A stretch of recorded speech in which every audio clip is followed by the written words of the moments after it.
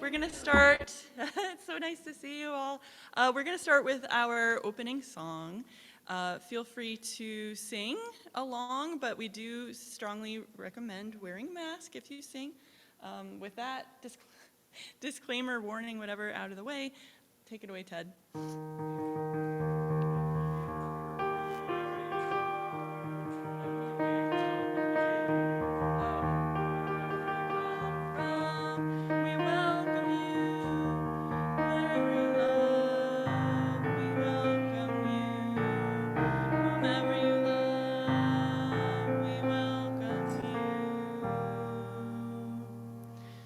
That's right, I'm sorry. The guidelines keep changing, so since we're at a medium level in Wood County, we actually are we're requiring people to wear masks if they sing. So you will find masks in the pockets of all the chairs. So if you want to just put one of those on as you sing, we would appreciate it. Thank you. All right, all good? So good morning, everyone. I'm Megan Rancier, and I will be presenting service today along with Melanie Stinsen, who will be presenting remotely. John Schutze and Lou Hebert are providing technical assistance, and Ted Goldman is our music director. Please be aware we are recording this service, and it will be posted on our YouTube page. For privacy, we do pause recording during joys and concerns. Also, at the end of the service, after we extinguish the chalice, we will have announcements. Okay, so we gather together today to foster our understanding of our place in the universe, embracing the worth and dignity of all, supporting justice, equity, and peace in our world, accepting one another as we search for meaning, and respecting the connectedness of all life. If this is your first service at MVUUC, it might be helpful to know that we are a diverse group with varying interests and beliefs, and our services are varied in format, tone, and topic. We encourage you to attend or view several services to gain a good understanding of our congregation. Also, please complete a blue information card located in the pockets on the back of the chairs so that we can learn about you and answer any questions you have. I don't know if somebody can pull a card out of the back pocket. Robin's got one. Yes, there. Winnie's got one. Yeah, thank you. So if you want to fill one of those out, you can leave it on the front greeting table. If you'd like to receive our weekly email newsletter, which is the best way to know about current events at MVUUC, please email us at news, that's N-E-W-S, @mvuuc.org. Please take a moment to think of all your friends at MVUUC. Greet them here in person or with a comment in the chat box if you're attending through Zoom. Let us support one another. So, go ahead.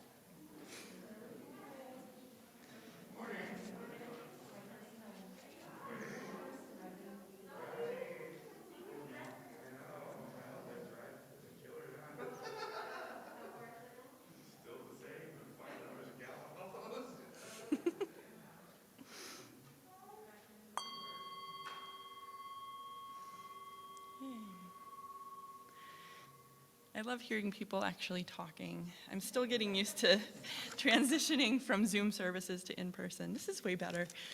All right, so the chalice will be lit today by Sophie Kerr. Please join me in reading the words for the lighting of the chalice. They appear in your order of service, as well as in the Zoom chat box if you're attending through Zoom. Be humble, for you are made of earth. Be noble, for you are made of stars.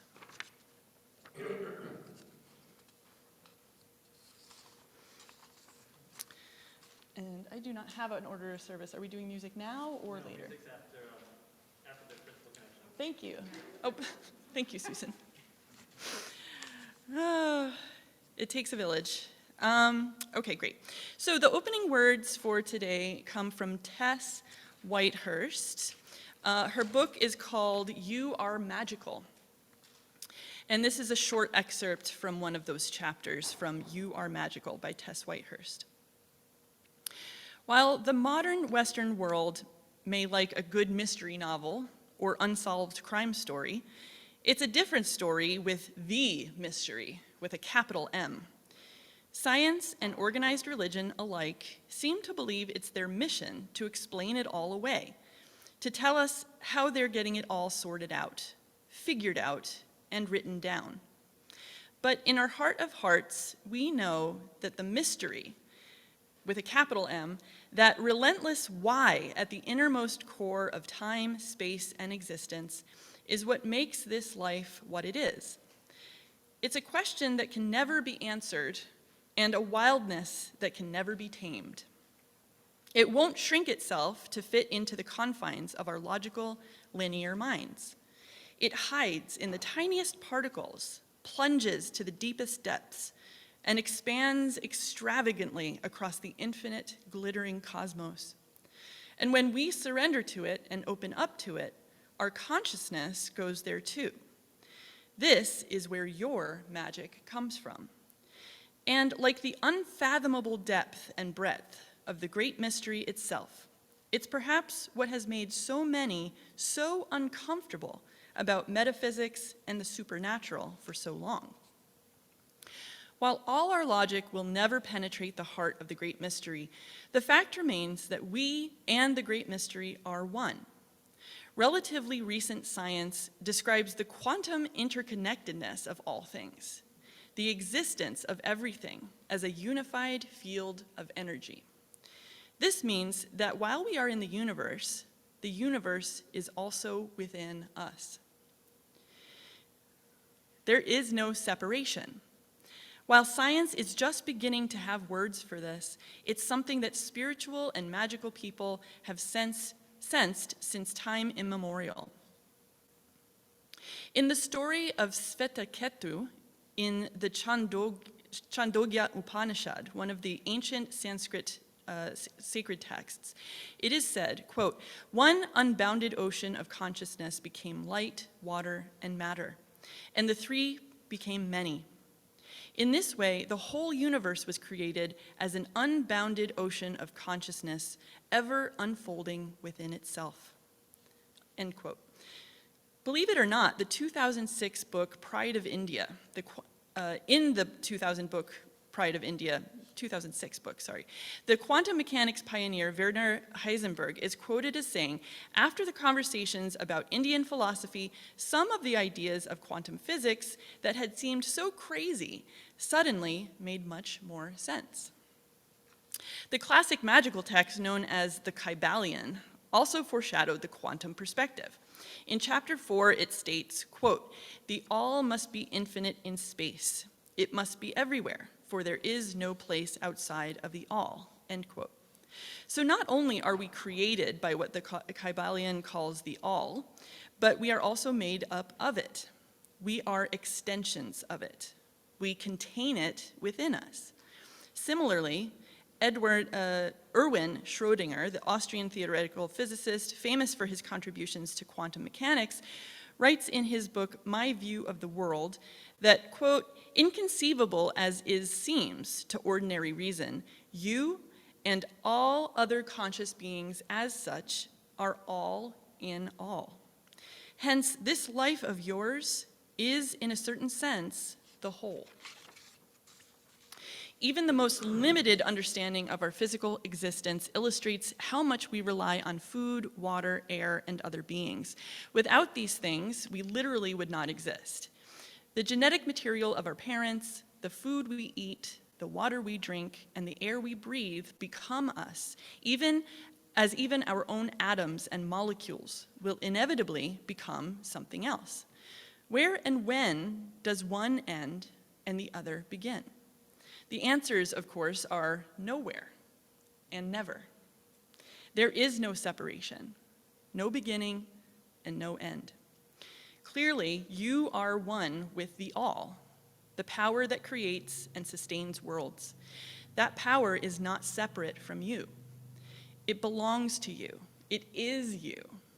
And if magic is the power to create positive change according to your will and desires, well then there is no denying it. You are magical. Once you recognize and admit that you are magical, that you are one with the vast power that creates everything, you're empowered to wield your magic. It becomes possible to shape your world according to your will, to live the life and create the conditions you desire. But magic's first gift is its best gift, and that is simply the awareness that you have it, that it's yours. In other words, through consciously connecting with the great mystery and allowing yourself to recognize your oneness with the unified field, your life instantly becomes animated with beauty, meaning, and wonder. Everything else, all the crafting and shaping of your life conditions according to your desires, is just impossibly delicious icing on the cake.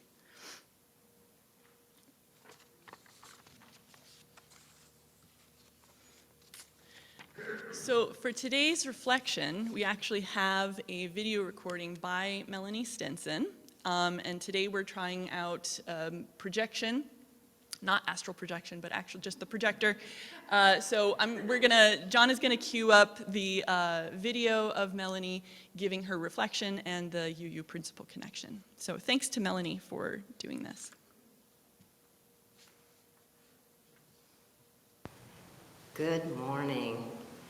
Even though I'm on video, I'm pretending I'm taking you all in. We are magical, awesome, extraordinary, powerful, and so are our experiences. Some may call some of our experiences unexplainable, mystical, magical, and also spiritual.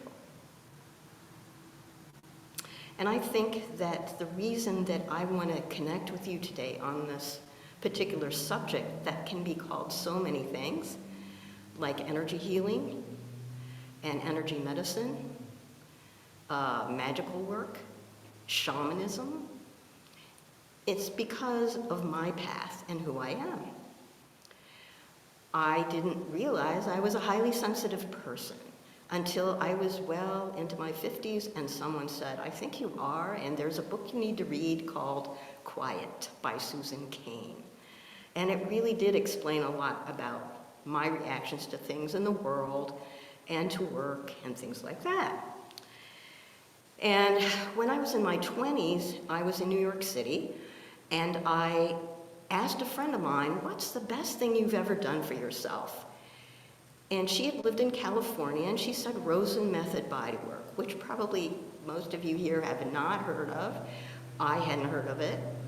It's a psycho-spiritual bodywork. That means it's got some talk, like a talk therapy part to it, and yet it's hands-on, very light touch.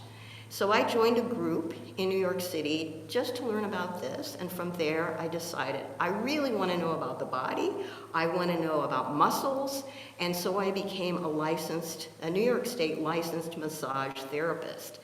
And from that, and also the training in shiatsu that I had, which is an oriental mode of body work, I got a lot of practice, training and practice, in observing people, in observing where they held tension, how they seemed, and this is very important, how they seemed, because that starts to use a different part of us that I think mothers get to know very well. They're sensing where their kids are their kids safe? It's a different sense. And some people, like Sonia Choquette, call it the sixth sense. Now, Donna Eden does as well, but there couldn't be so different women doing similar things, and yet one is very spiritual, Sonia, and the other one really speaks about energy medicine. So with this observation, I too started sensing into things, feeling into things, and that probably created my interest in energy work. And I started with Reiki, which is a Japanese modality, and it's in the category of martial arts like Tai Chi, Qi Kung, Aikido, so Reiki, energy. It's all that chi sound, and that's about energy. And this, of course, led me to develop things that we call gut feelings, hunches, instinctive hits. Some of you might use the word vibes. Wow, do you feel the vibes in this room? It's making my hair stand on end, or it feels creepy or wild. So, in order to kind of bring you into this wild and weird world of mine, and I use the word weird a lot. It's amazing how many times I use weird because of the things that happen. I wanted to tell you a couple of stories. The first one happened when I came back to Bowling Green, and I was working part-time at the Wood County Park District, and there was a naturalist who, anytime she got on a computer, it would crash, and it didn't matter whose computer, it crashed. So people thought, she doesn't know how to work the computer. And my feeling was, no, it's her energy. She has really strong energy. And I didn't say anything. Well, a little while later, she developed a terrible headache. It was so bad that she called it a head pain, and she thought she had a brain tumor. So she started missing work, and when she called in, she was on muscle relaxants. Her doctor didn't know what it was, sent her for a CAT scan, an MRI. She spent thousands of dollars. They didn't show anything, not one single thing. So here it was, an unexplainable, horrible head pain that nothing worked to get away, to clear it. So she came back to work on muscle relaxants, slurring her speech, and I said, let me take a look at you, maybe at lunch or after work or something. Let's just see what I sense, and I can do a little Reiki with you. Give me 10 minutes. And of course she was a little apprehensive. She didn't know what this stuff was, and neither do any of you probably. And I hope to do a full service on Reiki so that you will learn more about it. Anyway, finally she said, okay. And she sat in a chair, and I just felt into her energy. And as soon as anybody does this, it starts to shift the energy. And as an energy practitioner, I can't tell you now, because I don't remember what I was feeling, but after 10 minutes, she no longer had the headache. It was energy, an energy block. And of course, from there, she spread the word at the Wood County Park District. And one of the rangers, who's law enforcement, went down to Columbus for a training. And he came back, and he was so excited, he was jumping up and down. He said, Melanie, you're not going to believe this. The leader of the training, a cop, was a Reiki Master. And I had a headache. And he worked on this ranger and got the headache to go away and gave him some peppermint essential oil to smell if he got another headache, because that can help with that kind of thing. So that was exciting for me. And it started, spreading this kind of mystique, I guess, about who I am and what I do. The second story is even more strange, I have to say. At least it was for me.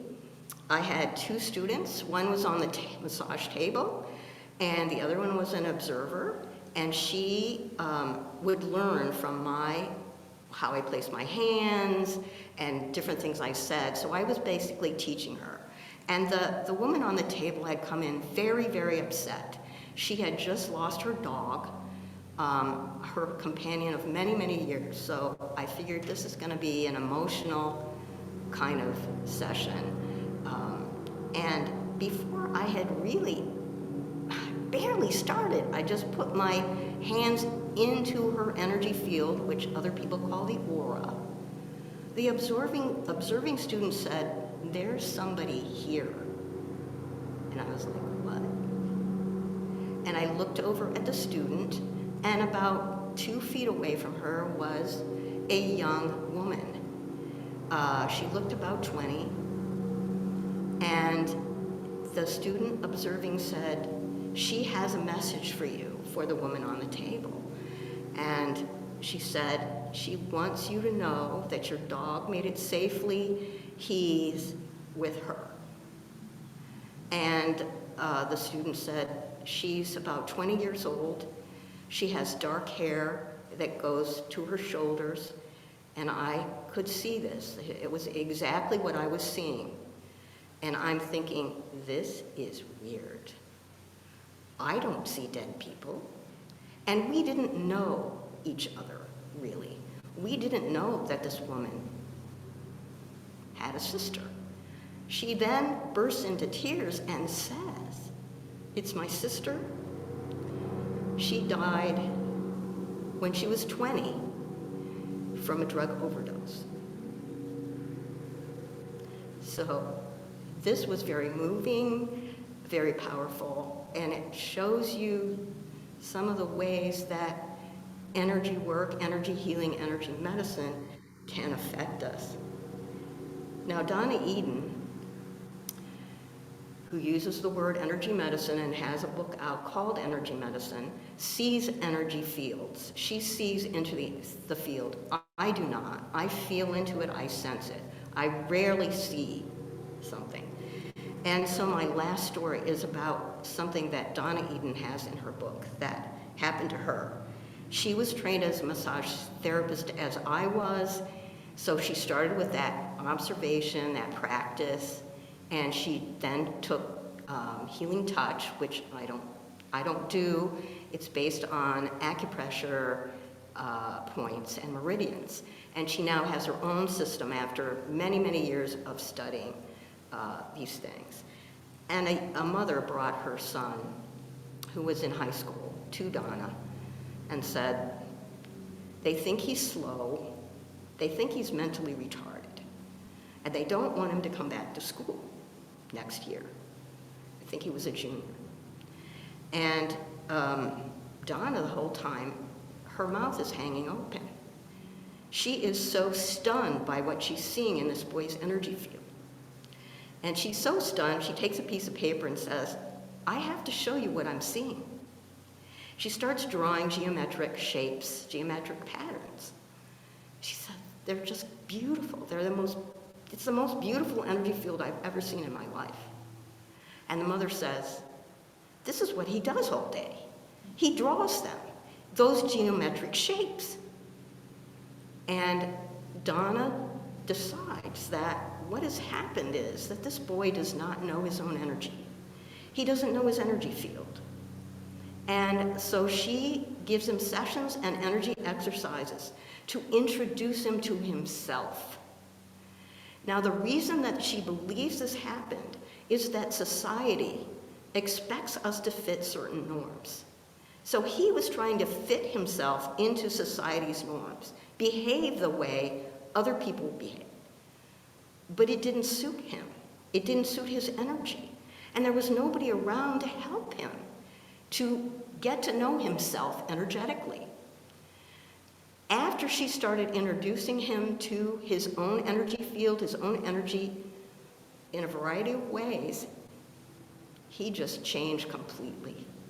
He became able to move like everyone else. He was no longer slow. He started skipping and leaping and running. And she had recommended to his mother that she find a geometry teacher, a good geometry class for him, and a geometry tutor. And within 2 weeks of this boy taking those classes and being tutored and having Donna's work, that boy was teaching the teacher and the tutor. And from them talking to each other, their colleagues from a major university heard about him and offered him a scholarship in geometry. So that's another way that this really barely understood kind of work can help people. And science is barely touching it through quantum mechanics. And I can't even talk about quantum mechanics. All I know about it is the unified field. And I was searching for somebody that could help with that. But last, I want you to rub your hands together so that you start to feel some of your energy. Just really get some good friction going, and then slowly bring your hands apart, just a little bit. See what you sense between your hands. And remember, it takes practice. If you don't feel much, you might feel heat, fizzing. Just bring them a little bit more apart and see how far, just slowly, you can bring your hands apart and still feel something between your hands. And I know it might be hard to differentiate between what you're feeling between your hands and what's your hands feeling something. Remember again, it takes practice, and that's something that you can do with the next thing during the coffee hour, not during joys and concerns. And if you have wild, wonderful stories of things that happened to you, again, take them to the coffee hour and share. I'd like you to experience your energy fields if it's at all possible. And remember, it takes practice. If you can't feel it, that's normal, because we don't have experience doing this. So just put your hands a little bit away from your body and see if you notice anything. You might basically notice temperature. And we would think that we'd feel heat, but we might not. We might feel cold. Or we might feel heat with little bits of cold. And extend slowly your hands out. And eventually you may feel, if you're good at this, if you practice a lot, at the backs of your hands, a subtle wall. That's where your energy field ends. You can also extend your hands out and bring them in toward you and see if in the palms of your hands you feel that subtle wall. If you're healthy, your energy field can go out 3 to 5 feet or more. If you're not healthy or you've had a long-standing condition, your energy field will be much closer to you. It might even be plastered against you, and then you will feel like, I don't have an energy field, which I've heard before. So practice. If this makes you curious, if you'd like to experience it. And let's see what happens in the future as far as energy medicine goes. Now, I wanted to give you a little bit of connection to the UU principles. I think that this reflection definitely is number one in the inherent worth and dignity of every person. Until you've walked a mile in somebody's energy moccasins, it's better not to judge them, because who knows what kind of wild and wonderful and magical world they live in, and they may need some help getting to know it. Another principle that I think this touches on is a free and responsible search for truth and meaning. And also, the last one, respect for the interdependent web of all existence of which we are a part. Thank you so much. I've really enjoyed sharing with you. Namaste.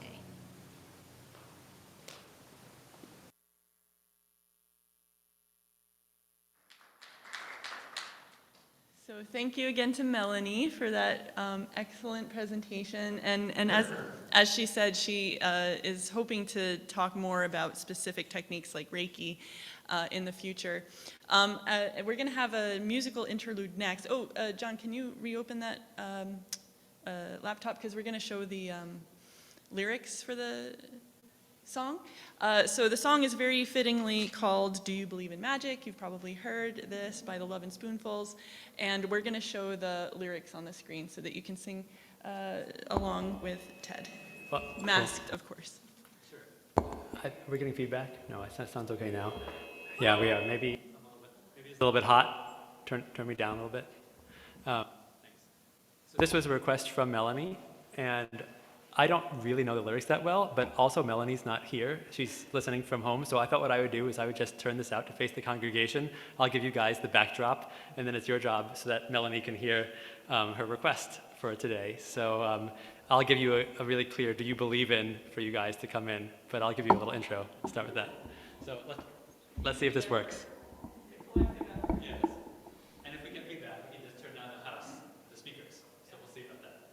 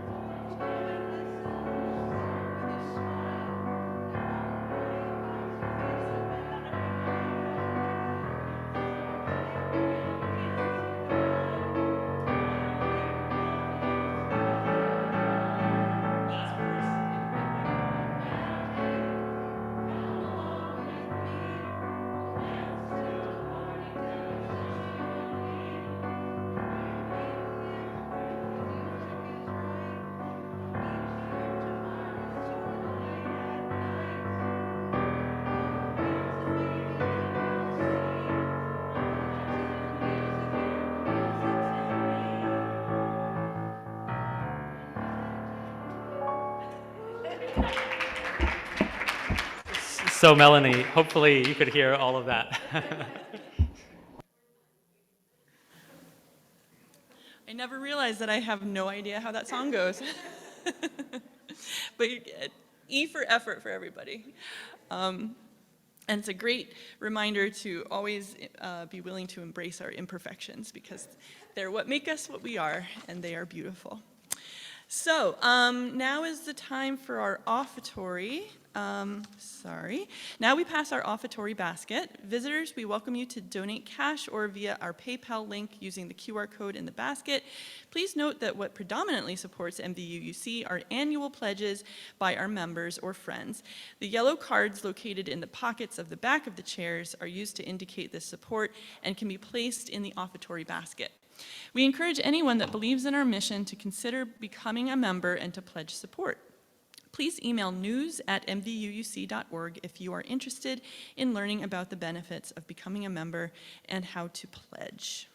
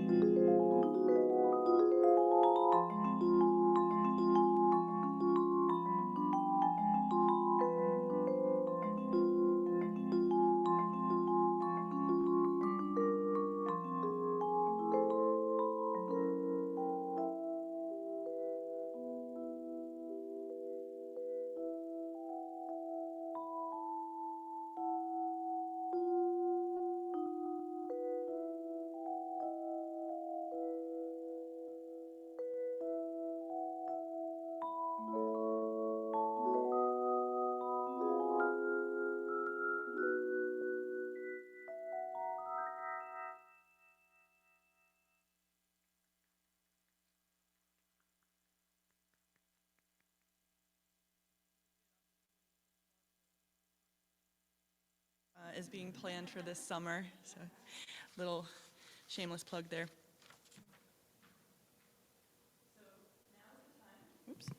Now is the time for the sharing of joys, concerns, and milestones. John, please stop recording at this time. If you would like to share a joy or concern, you can line up the chalice. We will read the words for extinguishing. These are from that poem by Rumi.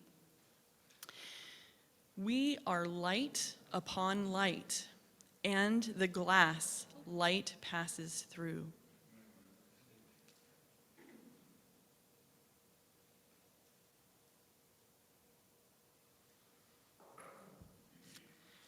And now let us sing together our closing song. Go with a song. Oh, sorry, before our song, now is the time for announcements. Does anybody have any announcements they would like to share? Noel, you want to, and Giovanni, did you have your hand up? Oh, okay, that was a scratch. Okay, go ahead, Noel.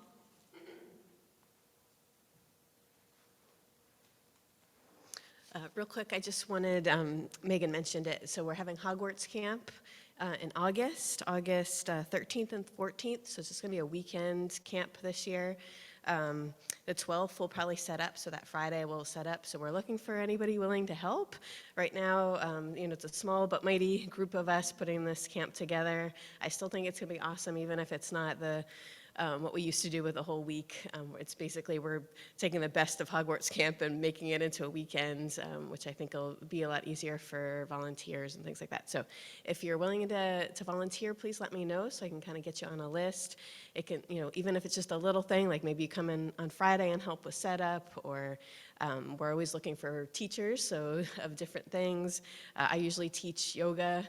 They call it ancient runes because, again, it's a Hogwarts theme, but we do have potions and a lot of other things. So just let me know if you're interested in helping out.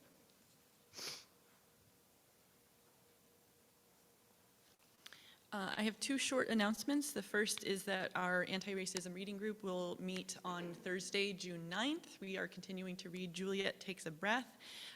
Really, really interesting book so far. So let me know if you want to join us. And second, our garden is starting to really grow. So if you want, if you have some time after service today, go outside and check out our garden. We're always looking for more folks to help with the garden. So next Saturday, I think we'll do a garden work party. There's a lot of weeds that need pulling, and also there are tons of tomato seedlings that we actually need to pull out and hopefully redistribute. So if you want some tomato plants, we have them for you. So let me know if you'd like to help with the garden. All right. Yes, Bob, go ahead. You said earlier. No, it's fine. Just shout out to Megan. Oh. We did the sample yesterday. Oh. We article on Megan with the garden and Methodist Church right there. So a lot of good work for Unitarian Church and Megan are working there. So you have to be sampled. Good article. Thank you, Bob. And thank you to Robin for helping make that happen, because she sent the reporter my way. So thank you. Oh, really? Oh, see, now I probably should subscribe to the Sentinel Tribune. Thank you, everyone. Okay, any other announcements? John has one.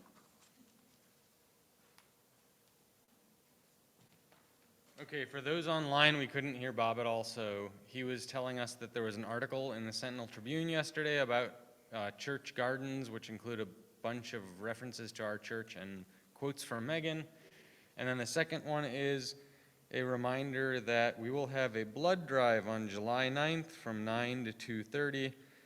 There'll be more information in the newsletter about signing up to volunteer and or signing up for a donation spot. So keep that in mind, please.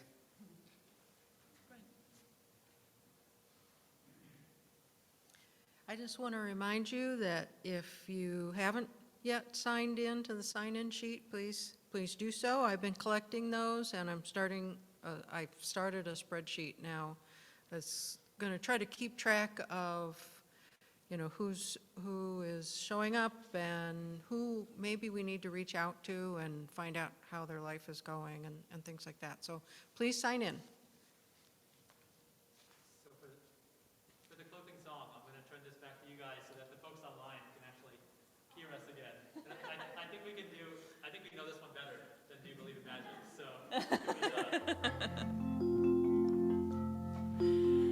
Go with the song in your heart. Go with music in your soul. Leave with the memory of a melody. Go with the song in your heart. Go with the song in your heart. Now until we meet again. The joy of music is our gift to you. Go with the song in your heart. Leave with the memory of a melody. Go with the song. Go with the song. Go with the song in your heart.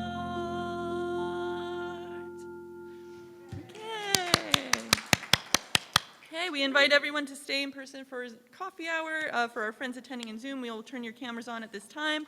Have a great day, everyone, and see you soon. Find the key.